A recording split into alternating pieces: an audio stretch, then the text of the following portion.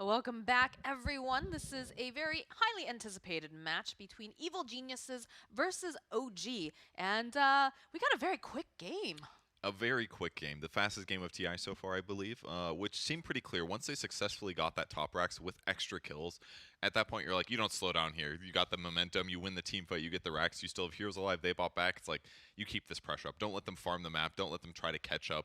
You just keep hitting buildings until Aegis goes away or you lose a team fight. Hopefully not too badly to really let them catch up. But yeah, racks is at 20 minutes. That's gonna hurt your net worth for the rest of the game. So amazing play by OG.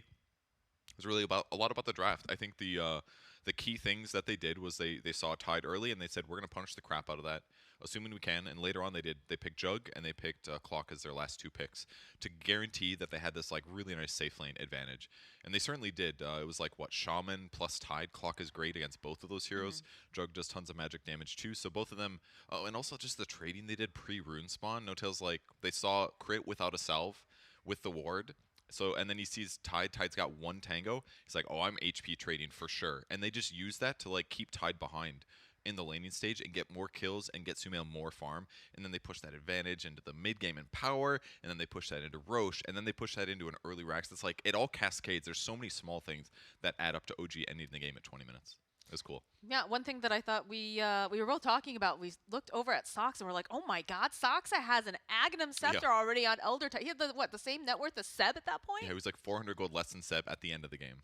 It was incredible. He did hit a lot of creeps, I think, and that's why we didn't see him too much because he wasn't participating in as many fights. You know? But with that Eggs finish, all of a sudden he's magic immune in that mid racks fight. I was like, what? I know. I had a moment. I was like, he can't be. Oh my god, yeah, he does. He has the Aghanim Scepter. Good lord.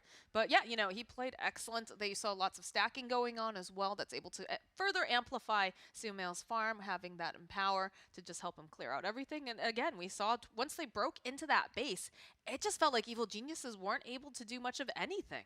Yeah, in some ways, the ET really helped with that. With Soxa getting that fast Ags, it's like he knew that he was going to be able to go into the fight and fight to the death while magic immune. And as long as he's standing near Monkey King never wins these trades. He's never going to because he's going to have 0 armor and he doesn't have the net worth to be able to like buy an armor item. It's never going to feel good. It's like one of those hard counters for ET.